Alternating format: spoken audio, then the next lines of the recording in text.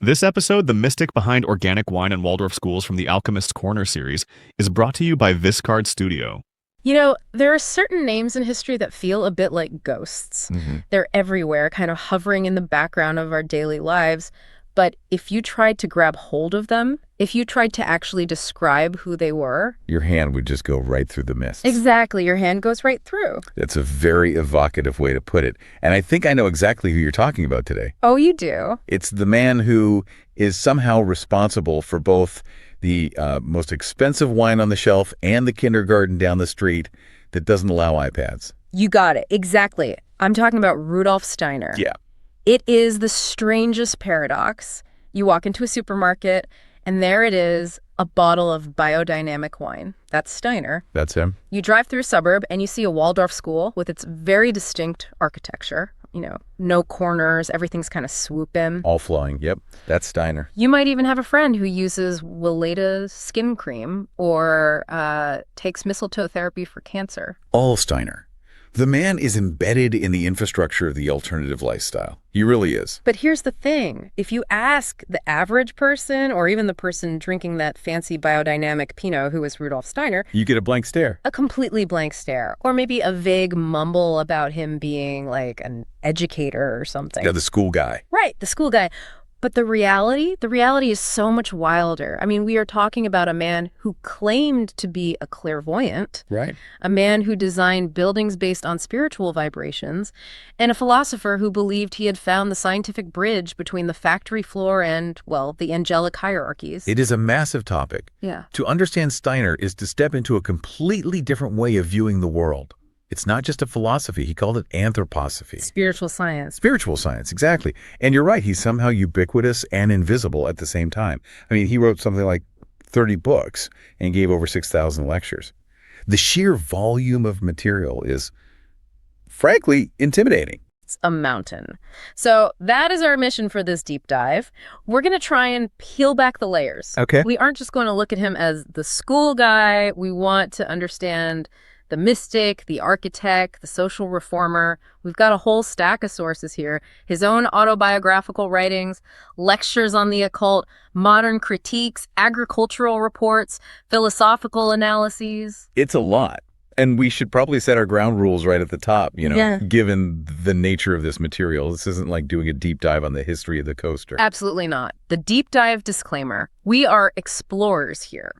We're going to report on Steiner's claims, and some of them are wild claims, about supersensible realities, reincarnation, cosmic battles neutrally. Right. We aren't endorsing them as absolute truth. No, nor are we dismissing them as just nonsense out of hand. We're just trying to understand the internal logic of a man whose ideas are still shaping the world a century after his death. And we won't shy away from the controversial bits either. No way. There are aspects of his cosmology regarding race and science that are, incredibly problematic by modern standards. And we need to unpack those rather than just sweeping them under the rug. Precisely. But the goal, really, is to see if we can extract some life lessons for us, for the modern learner. Because surprisingly, a lot of what he said about technology and the human soul feels like it was written for the age of AI, not the age of the steam engine. It really, really does. Yeah. So where do we begin with a figure this complex? I think we have to start with the origin story. To really get how a guy goes from rural Austria to claiming he can read the Akashic record, we have to look at where he came from. Because his childhood was, literally split between two worlds. It absolutely was. Rudolph Steiner was born in 1861 in what's now Croatia, but it was part of the Austrian Empire then.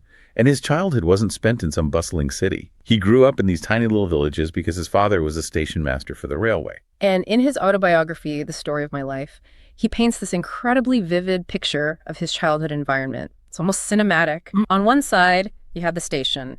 It's the cutting edge of 19th century technology. Machine. Totally. Telegraphs clicking away, trains roaring through, schedules, mechanisms. He talks about how the laws of the station were absolute, soulless but functional. In on the other side. The woods, the Austrian countryside, the mountains. He describes this tender nature that seemed to hold a completely different kind of secret. So you have this young boy just standing there on the platform, caught between the mechanical world of the machine and the living, breathing world of nature. And that tension is the seed of everything that comes later, isn't it? Mm-hmm. His entire philosophy is an attempt to reconcile those two worlds. I think so. Most people choose one. Yeah. You know, you become a materialist scientist or you become a nature mystic. Steiner just refused to choose. He wanted to understand the spirit with the precision of a railway engineer. That's a great way to put it. He wanted the exactitude of the telegraph applied to the mystery of the forest. There's this one anecdote from his childhood that I love because it sounds so mundane, but for him it was completely earth-shattering. Okay. It involves a priest and acacia flowers. It sounds like the start of a bad joke, right? It does. But it was a pivotal moment. Yes, the liberal Catholic priest who would come to visit the family. Steiner was just fascinated by him. And one day, they're out walking, and the priest stops by an acacia tree. He breaks off a branch of blossoms, Right. wraps them in his red handkerchief, and tells the family, you can bake these just like elderflowers, and they taste much better. So here's a flower, let's eat it. Yeah. Why did that matter so much to him? Because for Steiner, up until that point, spiritual people were sort of useless in the real world, you know? They dealt with dogmas and invisible things. They were abstract. Very abstract. But this priest knew the geometry of nature. He knew the practical uses of the plant. He bridged the gap. Steiner later said this priest was the first person who made him feel like the spiritual wasn't something far away in the clouds, but something right there, hidden inside the everyday world. And that idea of the spiritual being hidden, that brings us to his education. Because he didn't go off to a seminary to study theology. No, not at all. He went to the Technical University in Vienna. He studied math, chemistry, physics. He was a science nerd. A science nerd who claimed to see ghosts. Well, yeah, we have to talk about that. He claimed that from the age of 7 or 8, he had direct perception of spiritual beings. He said he saw the soul of things just as clearly as he saw the physical form. And this is so key. He kept it quiet.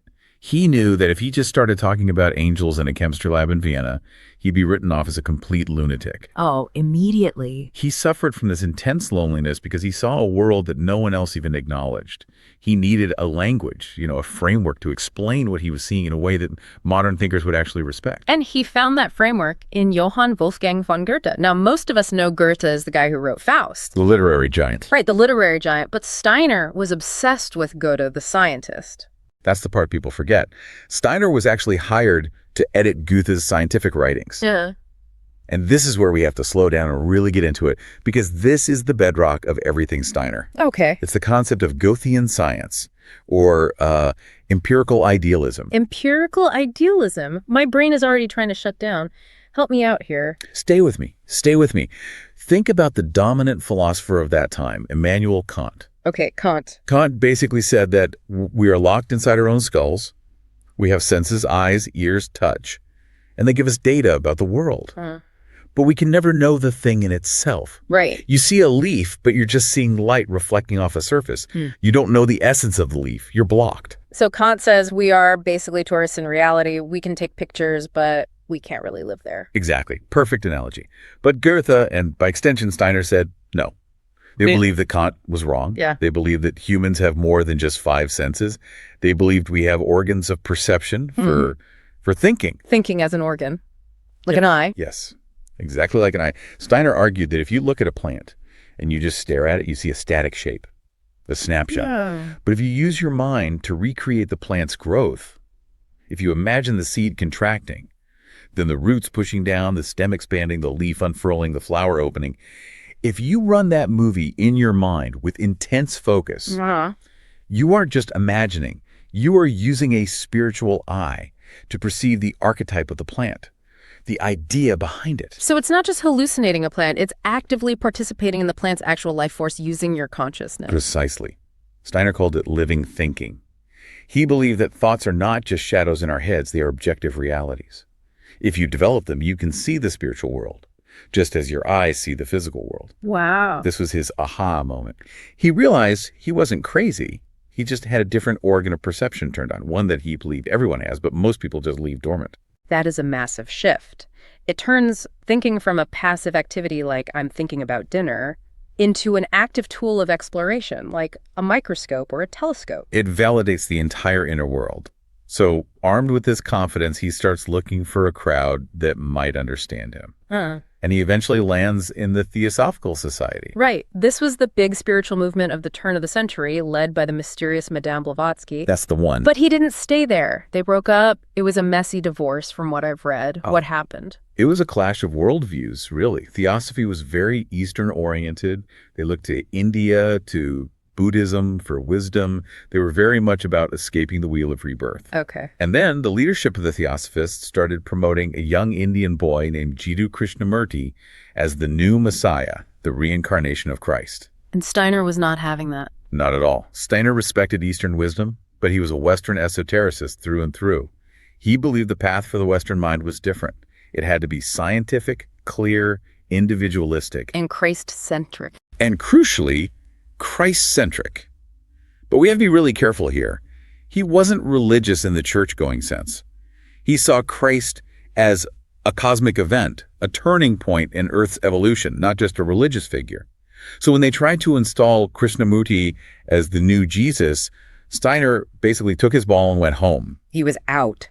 He broke away and founded the Anthroposophical Society. Anthroposophy, the wisdom of the human being. He defined it as a path of knowledge to guide the spiritual in the human being to the spiritual in the universe. Okay, so now he has his own society, his own printing press, and a growing following. He starts building this, this cathedral of ideas. He really does. And this is where we have to get into the nuts and bolts of his system.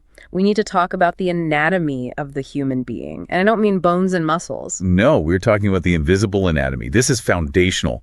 If you don't understand Steiner's map of the human being, nothing else he says, not about schools, not about farming, not about medicine, makes any sense at all. Right. He saw the human being as a stack of nesting dolls. The fourfold human. Let's break them down and let's try to make them concrete. Sure. So layer one is the physical body. This is the easy one. It's the chemicals, the bones, the stuff you can weigh on a scale. Yep. Steiner says we share this with the mineral kingdom.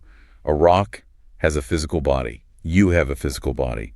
When you die, this is the corpse that's left behind. It's just subject to gravity and chemistry. Simple enough. But a rock doesn't grow. A rock doesn't heal. Exactly. Which brings us to layer two, the etheric body. This is the life force. It's what makes a plant different from a rock. Vitality. Vitality. A plant grows, it heals. If you cut it, it reproduces. It has this organizing life principle. Steiner says we share this with the plant kingdom. So when I get a cut on my finger and it heals itself without me thinking about it, that's the etheric body at work. Yes. The etheric body is the architect that fights against decay and disintegration.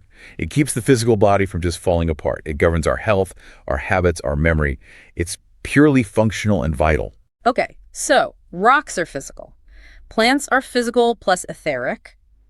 But plants don't scream if you prune them. Right. Plants react to light, sure, but they don't have feelings in the way we understand them. That requires layer three, the astral body. The soul body. Yeah, you could call it that.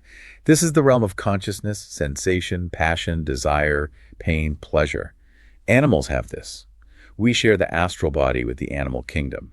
The astral body is what allows you to feel hunger, anger, lust, fear. It's the inner world of experience. And finally, the top layer, the thing that makes us distinct from the family dog. The I, or the ego.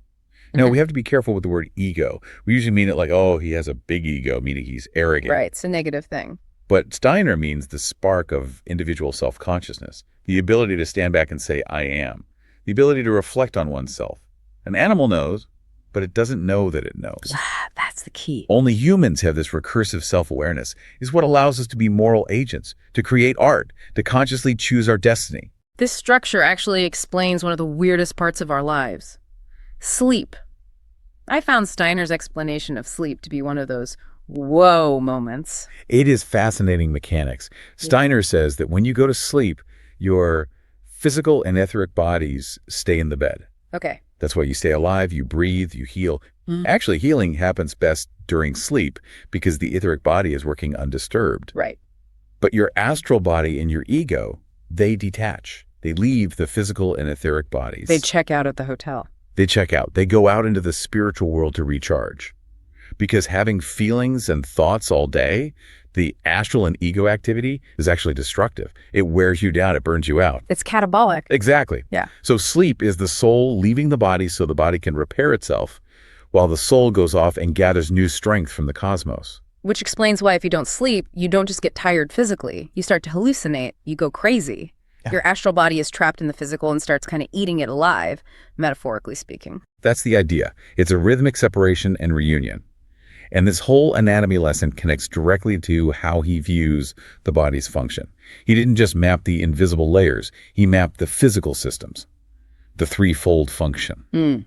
This is crucial for understanding how he thought about medicine and, well, especially education. This is the head, heart, and hands model, more or less. Roughly, yes. He saw the nerve sense system, which is centered in the head, as the pole of thinking. Physically, the head is hard, it's round, relatively still. The brain is actually cool compared to the rest of the body. Steiner said thinking requires a cooling of the life forces. Okay. Then at the other end, you have the metabolic limb system, digestion and movement. And this is the pole of will. It's warm, it's chaotic, it's largely unconscious. Digestion is a burning process. I mean, we literally talk about burning calories. It's the destruction of matter to create energy for action. And right in the middle, balancing the two. The rhythmic system, the heart and lungs, breathing and beating. This is the realm of feeling. It's the mediator, the balance between the cool, still, death-like process of thought and the chaotic burning fire of the will. That's why rhythm is so huge in his philosophy. We're just these balancing acts. That's silly. Now, we have to zoom out, way, way out, because Steiner didn't just map the human body, he mapped the entire history of the universe. Yes. And folks, this is where the transcript might start to sound a little bit like a sci-fi novel written by a monk. It does get very esoteric. Steiner's cosmology is just vast. He describes the evolution of the Earth not just as a geological process of rocks cooling down, Right. but as the series of spiritual incarnations of consciousness. He names them after planets: old Saturn, old Sun, old Moon, and finally our present Earth. Okay, but he doesn't mean the physical planets we see in our telescopes, right? When he says old Saturn, he isn't talking about the gas giant with the rings. No, and this is where people get really tripped up. He's talking about a state of consciousness, a previous cosmic life of our planet.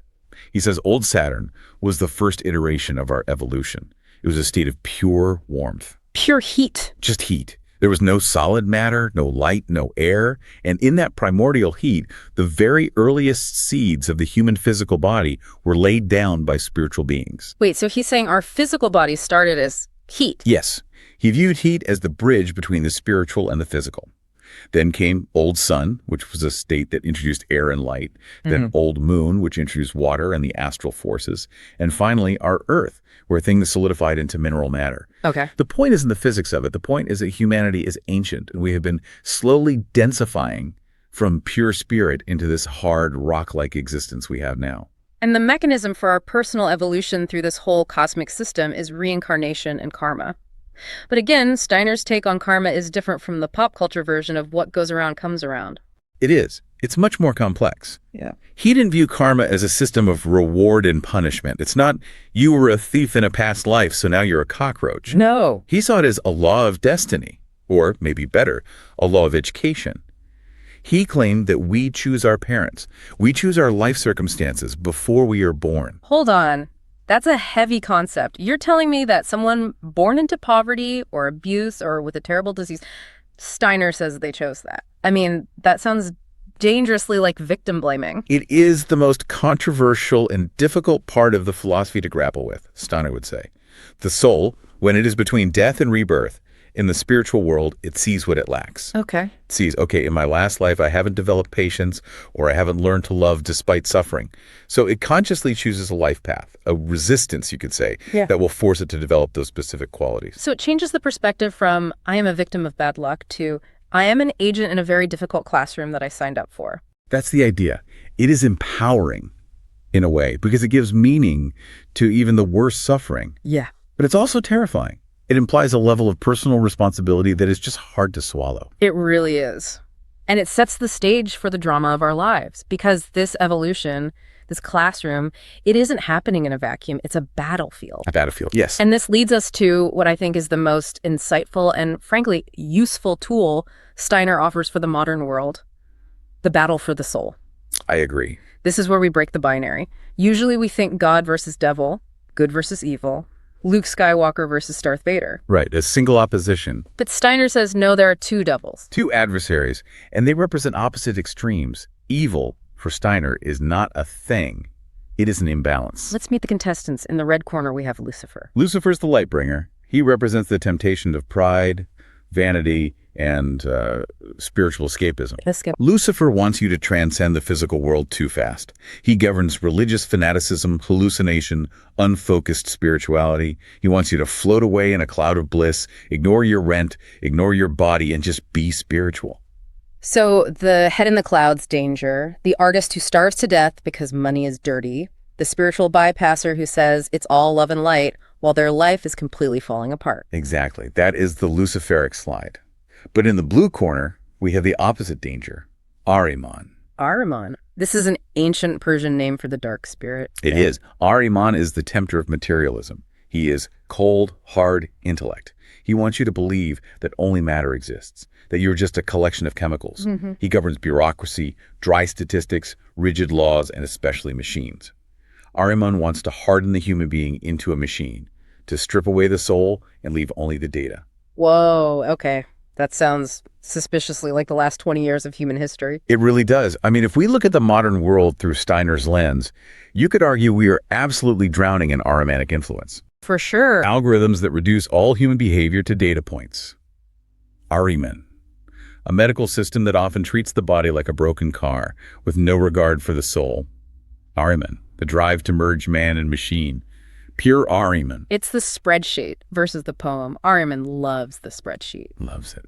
And Lucifer loves the poem, but maybe a poem that doesn't make any sense and has no connection to reality. Right. And Steiner says the human being is the tightrope walker between these two. You can't just kill them. They are necessary forces. You need them. Lucifer gives us art, inspiration, and enthusiasm. Without him, we'd be boring. Ahriman gives us science, technology, and clarity. Without him, we'd be ineffective. But we must not be dominated by them. And the balancing force. What keeps us on the tightrope? That is the Christ impulse. And again, Steiner frames this very broadly. He sees Christ as the fulcrum, the force that allows us to find the middle path, love and freedom. It's the ability to be spiritual, like Lucifer, but grounded and practical, unlike Ahriman. To love the earth, but not be bound by it. It's incredibly relevant. I mean, think about social media. It's a Luciferic dopamine loop of self-obsession. Yep. Running on an Ahrimanic algorithm designed to extract data and profit. We are being torn apart by both forces simultaneously. That is a brilliant application of the theory. Steiner actually predicted an incarnation of Ahriman in the future, a time when materialistic thinking would become so dominant it would almost take on a human form. He warned us to be ready for it. So humanity's goal is to become these ethical individuals who can hold this balance. That's the theory. But Steiner was nothing if not practical. Oh, fair. He didn't just stay in the lecture hall. He went out and gave instructions on how to farm, how to run a government, and how to heal the sick. So let's look at the mechanics of his practical applications. This is where the rubber meets the road, or perhaps where the manure meets the horn. Okay. Let's talk about biodynamic agriculture. Yes, let's. Because this is the part that sounds like total madness to a lot of people, but also produces some of the most respected wine in the world. It all started in the 1920s. Farmers came to Steiner and said, our seeds are degenerating. The food doesn't taste the same. The soil is tired. And this was right when chemical fertilizers, nitrogen, phosphorus, potassium, NPK were just taken off. And Steiner's response wasn't add more chemicals? Not at all. He viewed the farm as a single, self-sustaining, living organism, a closed loop. You shouldn't bring in feed or fertilizer from the outside if you can possibly help it. But the really controversial part is the preparations. The famous cow horn. Let's actually explain this because it just sounds like witchcraft. It really does. Yeah. Preparation 500. You take fresh manure from a lactating cow, stuff it into a cow horn, bury it in good soil over the entire winter, dig it up in the spring. Okay. Dilute a tiny amount, like a teaspoon, in gallons of water. Stir it rhythmically for a full hour, back and forth, and then you spray this on the soil. Okay, stop. I'm a skeptic. Why a horn? Why from a lactating cow? Why winter? Is there a mechanic here or is it just ritual? So Steiner's logic, and you have to buy into his worldview to follow it, is that the cow is a metabolic powerhouse. It's all about digestion. Right. The horn, he claimed, is an organ designed to radiate forces inward to keep those metabolic forces inside the cow. It's like a dam for life energy. Okay. In the winter, Steiner claims the earth inhales.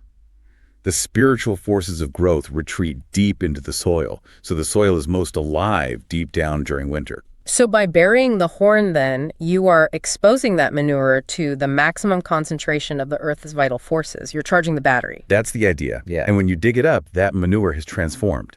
It's practically odorless, like rich humus, and it's teeming with microbial life.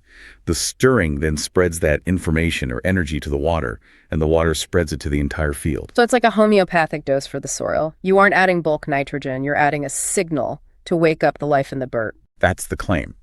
And what's interesting is that independent studies often do show that biodynamic soil has better microbial diversity and structure than conventional soil, even if mainstream science can't explain the cosmic part of it. All right, moving from farms to politics. Steiner had a solution for the chaos of post-WWI Europe. He called it social threefolding. This is fascinating because it takes the motto of the French Revolution, liberty, equality, fraternity, and says we've been applying them to the wrong parts of society. How so? What do you mean? Steiner said you cannot have equality in the economy. That's communism, and it stifles creativity and freedom. Yeah. You can't have total freedom in the legal system. That's just anarchy. Okay. So he proposed dividing society into 3 independent autonomous spheres. First, the cultural spiritual sphere. This is education, religion, art, science. The guiding principle here must be freedom. Meaning the government shouldn't write the school curriculum? Exactly. Steiner argued that if the state runs the schools, the state will produce the citizens it needs: obedient soldiers, compliant workers. Education must be free from political and economic agendas to produce free human beings. That's a radical thought, especially today. It's huge. Second, the rights political sphere. This is laws, police, government. Here, the principle is equality. Everyone is equal before the law. One person, one vote. Simple. Okay. And third, the economic sphere. The principle here is fraternity, or you could say association or cooperation. Fraternity and economics. That sounds like the exact opposite of capitalism. Capitalism is survival of the fittest, not brotherhood. It is. Steiner hated the idea that greed should be the engine of the economy. He believed producers, distributors, and consumers should form associations to openly determine needs and set fair prices. It's a cooperative economy, not a competitive one. So, freedom in culture, equality in laws, and brotherhood in the economy. And crucially, they must be kept separate and autonomous.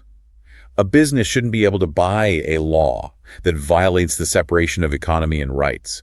A government shouldn't tell a scientist what to research that violates the separation of rights and culture. It's a brilliant diagnosis of corruption, even if the implementation seems, well, utopian. It does. Now, briefly, let's touch on anthroposophic medicine. This is the application of that fourfold human model to health. And this is where mistletoe therapy for cancer comes in. What's the logic there? It sounds so strange. Steiner observed mistletoe. It's a very weird plant. It doesn't root in the earth, it roots in trees like a parasite. Right. It flowers in the dead of winter, defying all the normal seasons. It creates this chaotic ball of green. He intuited that mistletoe is basically a plant tumor on the tree. So it behaves like a cancer. Yes. And in homeopathy, the principle is like cures like. Steiner believed that if you process mistletoe correctly, you can create a remedy that teaches the human body's etheric or life forces how to recognize and fight the chaotic growth of a tumor. It stimulates the immune system. And it's used in Europe. Widely used in Europe, controversially, often alongside chemotherapy. Yeah. Not as a replacement. Okay, now, we can't do a Steiner deep dive without touching on the thing everyone knows him for, Waldorf education. But let's keep it to the core philosophy, as we said. Why are these schools so different? It all goes back to that threefold human and the 7-year developmental cycles from 0 to 7 years old. This is the realm of will. The child learns primarily through imitation. So there are no academics, no reading, no writing. This is the part that completely freaks modern parents out. What do you mean my kid isn't reading at age 5? And here is the deep dive secret. The physiological reason for it. Steiner believed that the etheric forces, life forces in a young child, are busy building the physical organs. They are forming the teeth, hardening the bones, structuring the liver, the brain. They're doing construction. They're doing construction. If you force a 5-year-old to sit still and learn abstract symbols like letters, you are stealing those etheric forces away from building the body to use them for intellectual thinking. So you're literally making them physically weaker by forcing early academics. That was his claim. He said, you harvest sclerosed or hardened adults who lack vitality and imagination. You have to let the body finish baking before you turn on the intellect. That is a profound, if unproven, idea. It certainly explains the focus on play and gardening and cooking and art in those early years. Exactly. Then 714 is the realm of feeling, learning through imagination, and the authority of a beloved teacher. And 1421 is the realm of thinking, where critical judgment finally awakens. The whole point wasn't to make good test takers. It was to create free human beings who could give meaning to their own lives. Okay, which brings us to the critique. We've painted a pretty fascinating picture, but we promised neutrality. We have to look at the dark side, because there are things in Steiner's 6,000 lectures that make you cringe. Yes, we have to address race. Let's not dance around it. Steiner wrote and spoke about root races. He did. This was standard theosophical doctrine at the time, which he adopted. He describes humanity evolving through these epochs: Polarian, Hyperborean, Lemurian, Atlantean, and then the Aryan epoch. And he associated these epochs with physical racial characteristics. And he made statements implying that the Aryan epoch, by which he meant the current cultural age centered in Europe, was the cutting edge of consciousness. Yes. And that other races were somehow holding back or were remnants of previous, less developed epochs. Correct. For example, he has lectures where he describes the European brain as being structured for abstract thinking in a way that others weren't.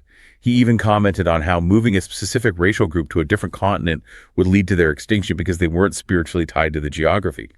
It is shocking stuff to read today. It is. Now, supporters argue, oh, he was a man of his time, or he was an anti-nationalist who hated the Nazis. And that's true. Hitler actually hated Steiner, and the Nazis burned down his headquarters. But the structural racism seems baked right into the evolutionary theory itself. It is a valid and serious critique.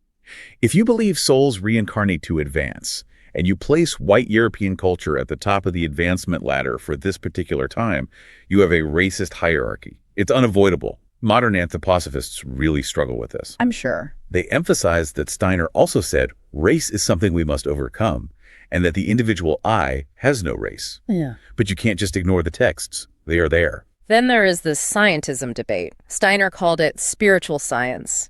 He insisted his clairvoyant findings were as reproducible as a chemistry experiment. But that's the problem, isn't it? In chemistry, I can mix A and B and get C, and you can go to your lab and do it there.